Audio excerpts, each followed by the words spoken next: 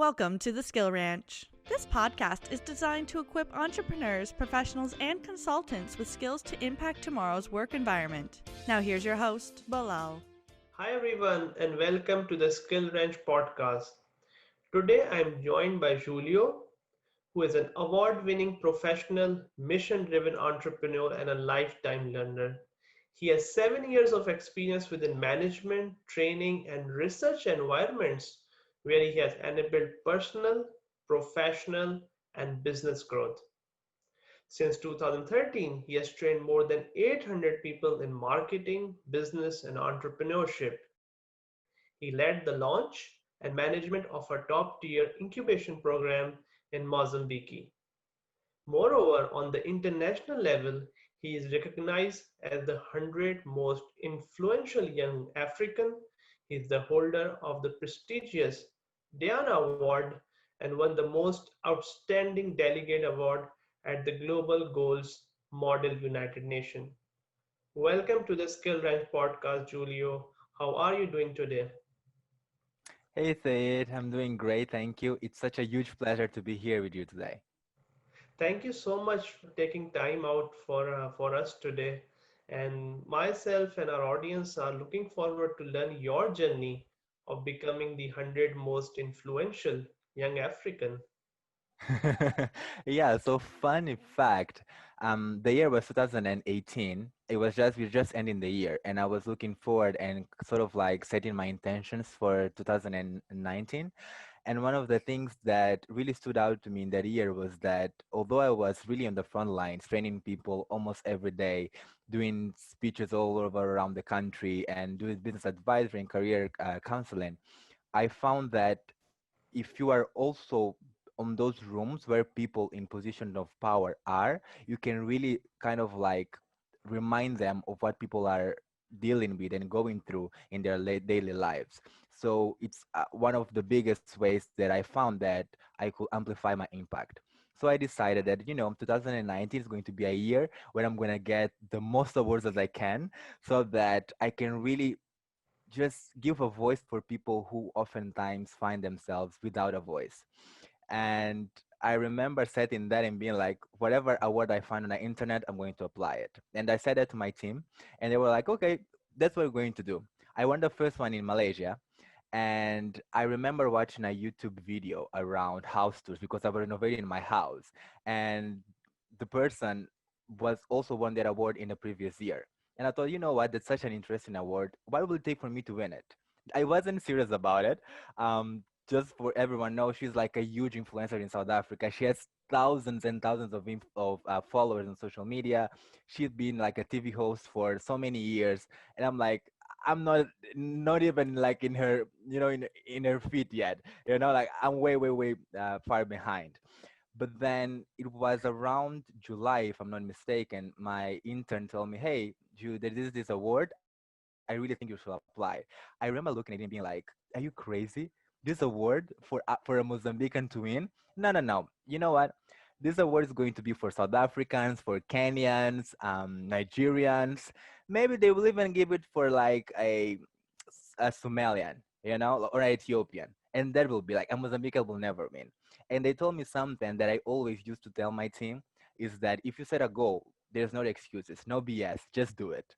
And they told me that I was like, okay, it's my time to, taste my own venom. And we applied. I completely forgot about it. And then few months afterwards, one of my coworkers at the incubator program tell me the exact same thing. And my answer was exactly the same. Only when I was going through the questions and I was like, no, I already answered those questions. I already did this. And I told him, you know what, dude, I already applied. Let's forget it.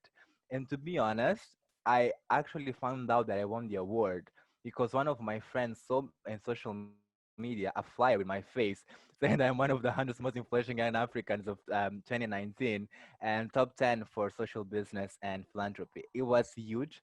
It took me a while to realize that, but it's a great honor. I couldn't be more grateful for such an opportunity. But that's a very inspirational story. But what I liked a lot, where you started from, is that giving a voice to the individuals that are not getting what they truly want in life. So maybe it's like helping on a social cause, empowering them, motivating them, or raising their voices in societies and circle that can give those opportunities. So maybe it's your overarching vision that led you to that success and winning on the social cause. Suppose that's a great achievement. And if all this journey on like this like award side and also the work that you're doing in like inspiring individuals, what one skill, if I were asked you to narrow it down, would be the key that has led to your growth so far? Oh, it's really being able to understand people. Not necessarily read them, but really understand them. I feel like, especially these days when personal development is growing so much and empathy kind of became a buzzword, and we kind of like go, oh yeah, you have to have empathy with your customers. You have to like, empathize with other people's journey. But really doing it has been one of the things that again and again allowed me to kind of bring together people that no one will ever think they will come together to work on the same cause. It helped me to really understand clients and partners, and even my own my own beneficiaries of my work, to really understand where they're coming from and being able to tailor an offer that actually meets their need. It's not just some BS that they can read and just go around their days. It's really making change. So I'll say definitely understanding people and being able to put my ego aside and not put my ego before my vision to supporting these people. I understand what you're trying to make a point around empathy. Some people you feel are kind of marketing empathy, but the real message of empathy or emotional intelligence is only true when you are understanding from where that person is coming from and the background they are in. Like, Yeah, in most cases, people try to see the other person's point of view while still standing in their own shoes, right? Like if I am to wear your shoes, I have to take my own shoes first. And that's one of the hardest things to do, because oftentimes we try to really put other people's shoes wearing our own, right? So it's like, what will I do if I were you? And that's not the question. It's if really being you, what will you do? Right? So way more about you than it is about me when you're talking about empathy. and that is why, like, when you talk about empathy, you're talking about going into other people's view, other people's shoes, other people's background, and then you understand. And that kind of relates internally to us, that it's our attitude towards other that will define how we react to them. And that's the attitude when we interact with others. But we also have to have a positive attitude, and that will lead to our success. So, what part on a personal development side, on your personal growth, you feel having a positive attitude or a good attitude towards the things that you see in the environment, you see as opportunities around you, has helped you reach where you are at the moment? There's so many layers in that question. I guess it starts by most people, they are in an abusive relationship with themselves and they don't even know. I mean, if you stop to think, we tend to speak to ourselves in ways that we will never speak even to our worst hater, right? But we often call ourselves stupid, dumb. What do you think you were doing?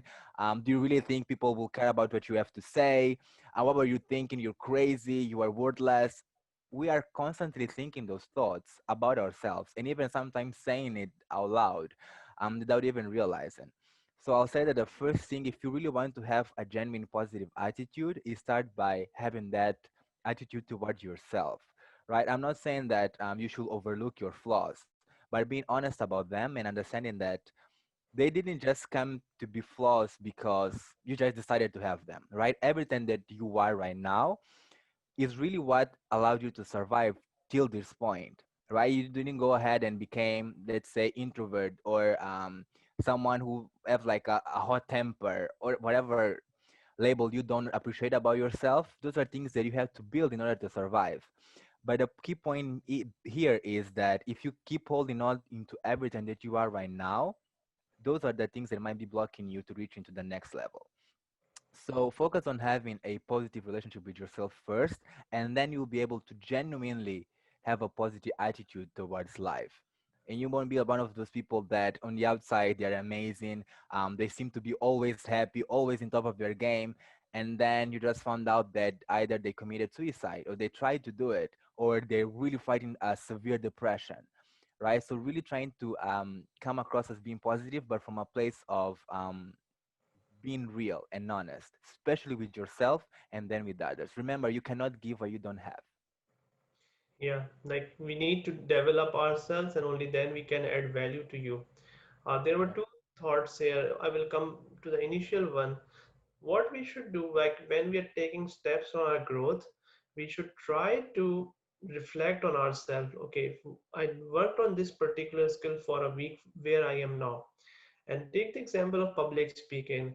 I feel this is one of the skills that many individuals fear of, but then you see very successful individuals speak, and then you compare yourself and say, "Oh, that person is so natural. That person can easily speak to an audience of around 1 million people." But they didn't reach there the very first time. They took a journey of 20 years, 25 years, and then you are reaching to that point. So it is like taking baby steps. It might start just by observation.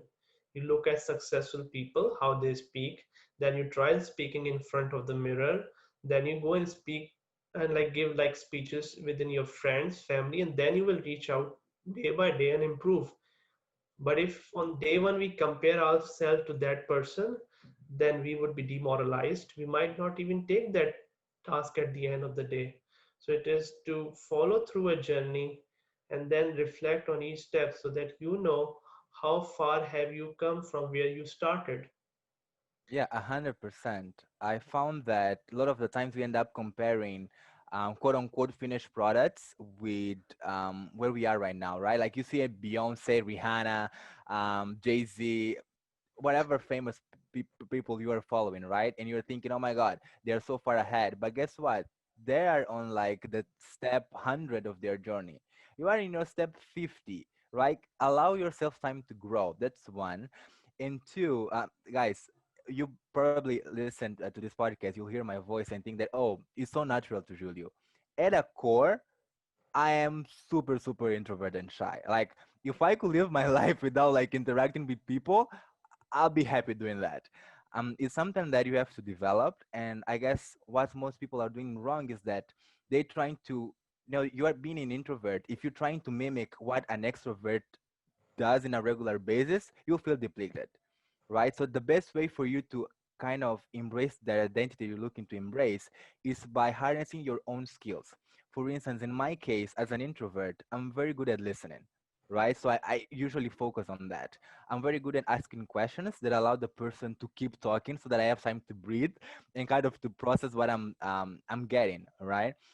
So working on my strengths really allowed me to develop new strengths. Even when I go to do public speaking, I joke with my colleagues that now for me to speak to 200 people, to 2,000 people, to 20 people is pretty much almost the same.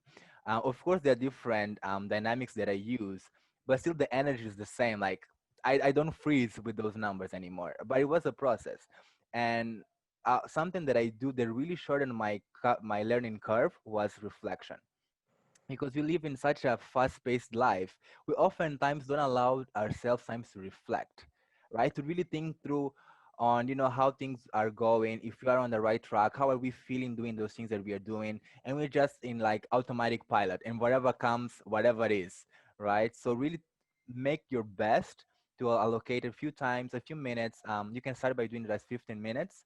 You just really reflect on your day, like deep reflect. Don't just go like, oh, their person was a jerk. Why did you do that? Go deep and ask yourself, like, why are you feeling angry in the first place? Why are you getting triggered by all of those things that are happening? Really asking you, and asking especially because it's you can only control yourself, right? So ask, why are you feeling the way you're feeling? Why you're doing the things that you're doing? What you're trying to achieve. Really focus on yourself. That's the best thing you can do, not only for yourself but for other people, because they'll be getting a better version of you as well. Yes, and relating to introvert and extrovert story, I hear that example a lot. So one half of my life was more introverted, and I would also term introvert more as a good listener. So I was extremely good in listening, and that helped me to observe, that helped me to learn the information. Because if you go and sit with senior mentors, with senior individual, and we start speaking, they will acknowledge if we are speaking something relevant, something that is bringing value to them. But at the end of the day, if we sit with experienced individual and we listen, we will learn a lot. And similarly, on the other side, if we go on the extrovert side in public speaking, so those are kind people mix a bit. What I personally feel, because I'm also an introvert, but if you will ask me to go out and speak in front of the class, I would like that. I usually take projects where I do have to do a presentation at the end of the day. Although public speaking is different, but I feel it is also kind of related to introvert person, because you are on the stage, you are speaking to 20, 200, or 2000 people. It is not that at one time you are directly interacting with all of them in a group setting.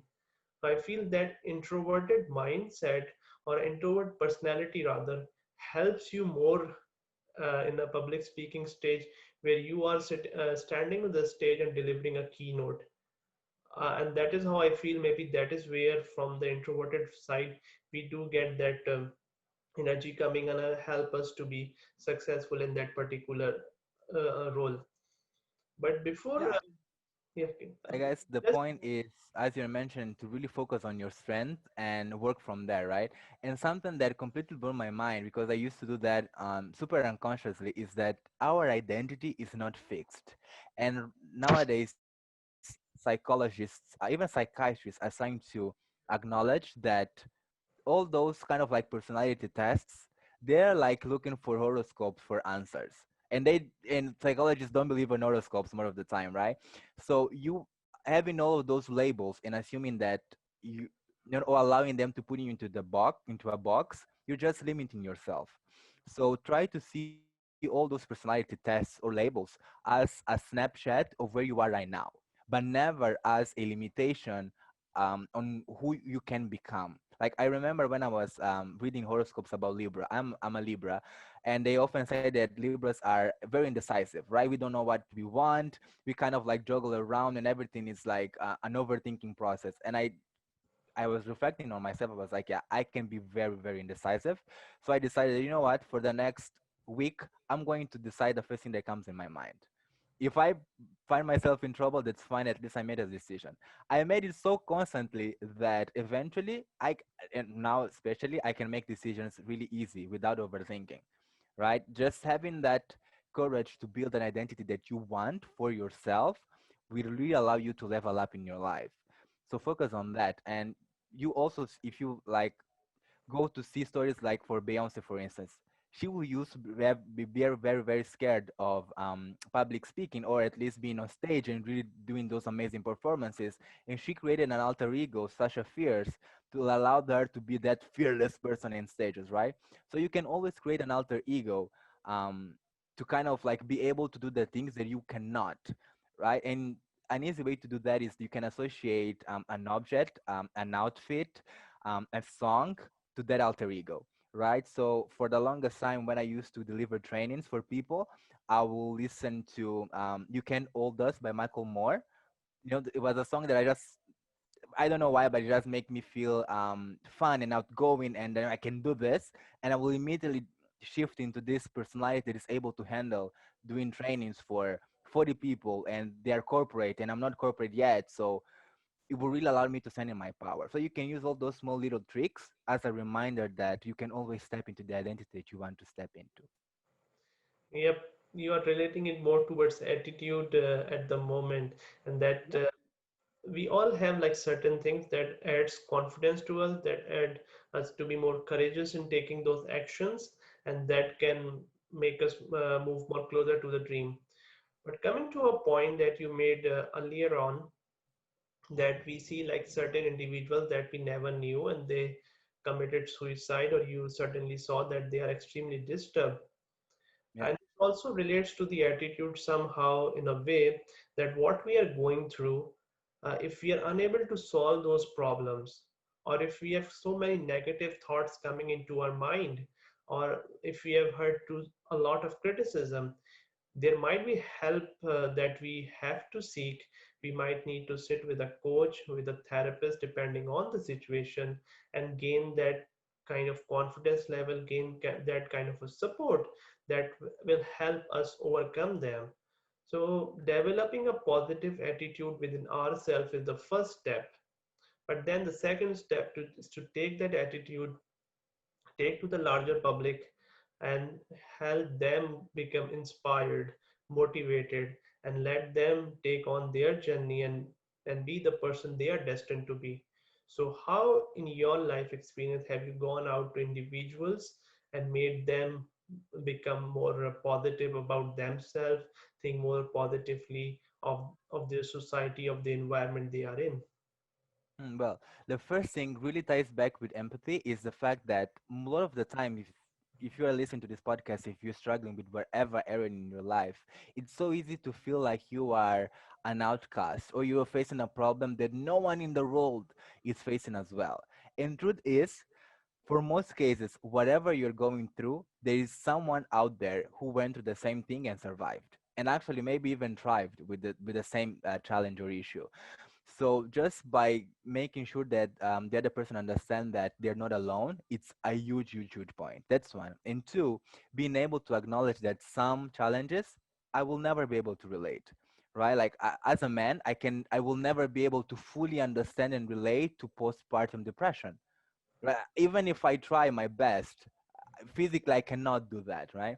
But I can still show that if it is a woman, right? If show to this woman that other women been through that same problem and they actually thrive it and manage to have a great relationship with their kids and be available to listen, right? That's the number one. And two, I believe that especially since the secret and love of attraction is kind of being publicized, people are so afraid of having negative emotions. They're like, oh my god, I cannot think a bad thought because they will block my manifestation or whatever. Thing is, as human beings, it's 100% okay to feel every single emotions. Like everyone has negative thoughts once in a while. It's like it's normal, it's part of who you are. The main thing here is understanding that you don't have to act upon your emotions, right? So you can feel sad, you are allowed to feel angry, disappointed, frustrated, revolted, but how you're going to express that emotion is completely up to you. That's how you see a lot of singers doing beautiful songs out of breakups, right? They really went to really dark moments, but they're able to express that negative feeling into a positive way. So allow yourself to feel those things. But remember, if you don't like what you're feeling, you can really just imagine as you are a channel, right? Something comes in and comes out. The same thing goes with emotions.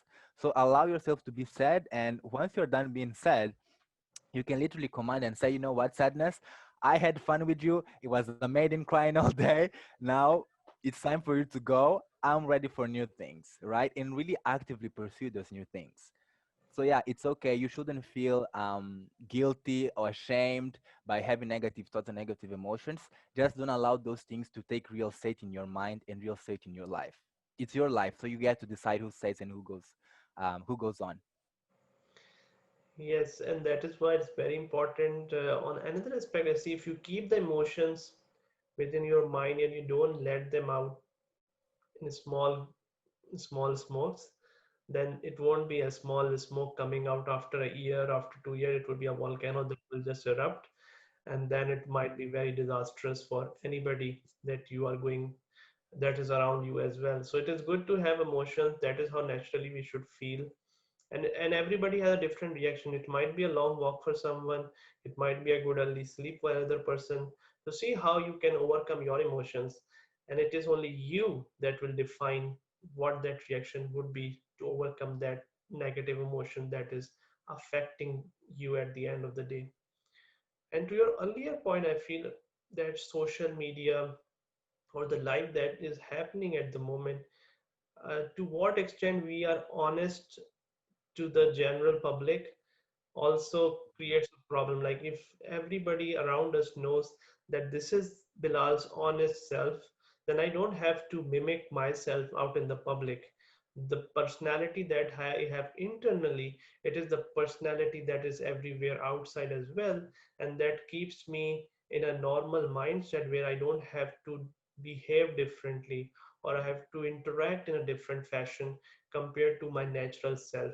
And whenever we go against our natural norms, then we need to adapt day by day. Only then you can change yourself.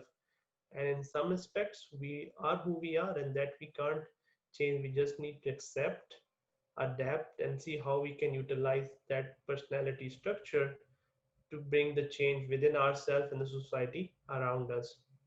And that Yeah, leads 100%. my point towards like, I know we talked about attitude, mindset, self talk, empathy. So what actionable insights or actionable steps would you like to share with the audience to overcome their negative emotion, overcome their problems, and be the person that they wish to see themselves in the future? That's great. So, since we're talking about social media as well, I guess my challenge to everyone listening to this podcast is, instead of looking at the social media just a way for you to consume content, like random content, tailor your social media to reflect a life that you want to live. Like literally, I do that all the time. So every 3 months or so, I go to my Instagram and I check everyone who I'm following, and oftentimes it's like for the next quarter I'm focusing on my health. So I'll be probably following more people who are sharing health dieting, health exercising, to really put me in the mood, because I'm already with the habit of going to Instagram and scrolling, right? So make sure that your social media is kind of like a mood board for not where you are right now, but where you want to be in the future. And you are constantly feeding yourself out of positive and nurturing content as well. You can do that on every social media, really. You can do it in Instagram, Facebook, Twitter. Really follow people who are maybe just a few steps ahead of you, and people who are, of course, living the dream life of like of your entire heart. That's your dream. Follow them both, because you, in that way, you have someone that you can relate, and you can say, you know what, you know, that guy was me 2 years ago. Look where he is now, right? To give that extra motivation, but really have people that kind of stretch your mind about what is possible to achieve. And if you do that, I promise in the next 30 days, you will start feeling different. You will start noticing that your habits are starting to change because you just get fed with so much nurturing content. And just to sum up, we are the average of the five people that we really meet in person, but we spend a lot of time in social media. I highly like your advice that that we should have people ahead of us, and in a stepwise order. Like, we shouldn't have somebody who is 25 years ahead of us. We should have people who are 2 years, 5 year, 10, 15, 20. So Yeah. you kind of see the flow. Okay, this is the journey that they took. And then we should have people on the other hand who are not at the level we are, and we can do two things for them. The first is, on our personal self, we can reflect to see how far we are and be grateful and have gratitude. And on the other hand, that this person is also trying to do what I am doing. Why not I go out and help them in their journey, help them make successful. And and when we help somebody, in turn we are just learning, gaining experience, what we know. We become more confident on our knowledge, on the information that we have. And this way, Yeah. like, this advice was exceptional, Julio, and I like it, and I hope the audience would also follow it through. But if we want to follow this track, there's one more thing that came to my mind, that who we want to be in the next 20 years is what we need to see to have a vision. I mean, if we have started following 15 people in 15 different career paths, then we would be all over the place. Well, and some people do want to be all over the place. That's a fact. Like for instance, when people often ask me, where do you see yourself in 5 years? Oftentimes they're looking for like a straight answer, right? And I often go and tell them a completely crazy story of all the things that I wanted to do, and they go like, Judy, you're only one person. I'm like, yeah, but I have a team. I have friends, and we have 24 hours a day. I can allocate 1 hour to each thing. It really depends on how much of myself I want to invest on whatever I'm trying to do, right? So yeah, if as a listener you really resonate with having three jobs, four jobs, of them part time, go ahead and do that, right? You can be a corporate in 9 to 5 and be a stripper at night because you really love to dance.